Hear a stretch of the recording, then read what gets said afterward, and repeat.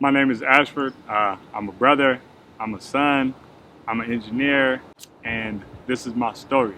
So, I graduated from Cal Poly Pomona in 2016 with a bachelor's degree of science in industrial engineering, and I embarked on that journey and decided that I was going to study engineering with hopes of me being able to eventually gather enough funds so I could really invest in my true passions and gifts, which I feel like is being able to use my voice to give back to others and allow them to have a voice in what they truly believe in. It's been really hard because I work a night shift.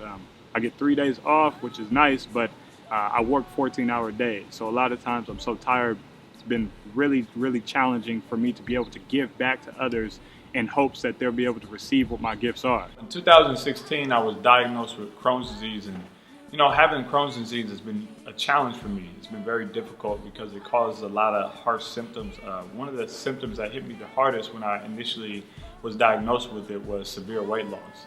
I went from 180 pounds to 140 pounds in 1 month, losing 40 pounds. And it was hard because I was dealing with a lot of my own insecurities, right? I would go out and people would be like, "Oh, hey, Ashford, you lost so much weight." But I knew that I hadn't lost weight from having exercise. Another thing that's difficult is I often feel fatigued, and that's because of a symptom of what's called malabsorption. Malabsorption is when your body does not absorb nutrients as well. So I'm walking around often fatigued or tired or sleepy, or I can be driving long drive homes and start to fall asleep, and that's because a lot of times I don't have the energy.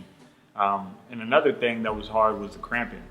I could be walking around, or if I eat certain foods, my stomach will twist and turn. It would be very hard for me to deal with that pain, and I would feel uncomfortable to be around people and to go to public places because I would get anxiety if I don't know where a bathroom is, or if I feel like I have to use the bathroom, very quickly. But through all these things, I really learned that life is a precious gift that we really have to cherish. And despite the fact of you going through something, whatever that thing is, whether it's Crohn's disease or something else, I have to figure out how I can persevere through it in order for me to still live my life to the fullest.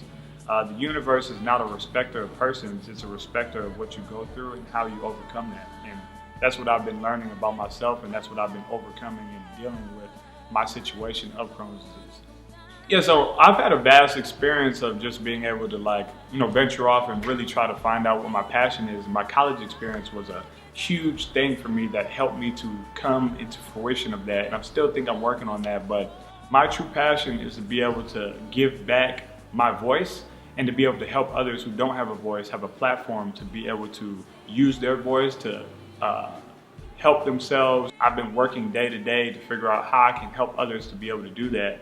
So recently, I had opportunity to reconnect with one of my mentors. His name is Dr. Reese, and he has a program. It's called the Prison Education Project. The Prison Education Project is a program where they use classes to be able to empower the people there to learn something other than what they're getting while they're serving their time there. Coming across these things and using that gift, I'm hopeful that Dr. Reese's program will be able to help me to actualize that and giving back towards those who I feel can use their voice or don't have an opportunity to do so because they're incarcerated. I want to be able to help them. I want to be able to figure out what can I do to place myself in their lives to have them have a positive experience throughout their life so that when they get out, or if they're going to be there for the rest of their lives, they know that there's someone out there who cares, who's giving them opportunity to at least express themselves and to have a voice, and that there's someone who loves them. In preparation for my trip to Scotland, I've already received my passport, which I got just a few days ago, and I've locked in my housing for during my 10 days of stay, and I've constructed the curriculum for what we'll be teaching for the students out there.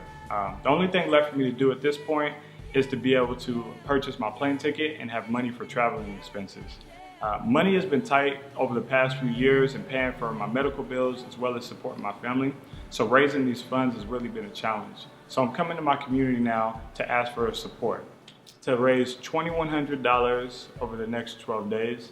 I really want to take the time to thank every single person that watched this video, as well as every person who have contributed in helping me to grow and to learn and to love, and just to be able to thank you for your thoughts, prayers, and your support. I'm hopeful that this experience will be able to help to change me and to grow me into the person I know I'm destined to be, and to give back to those in need.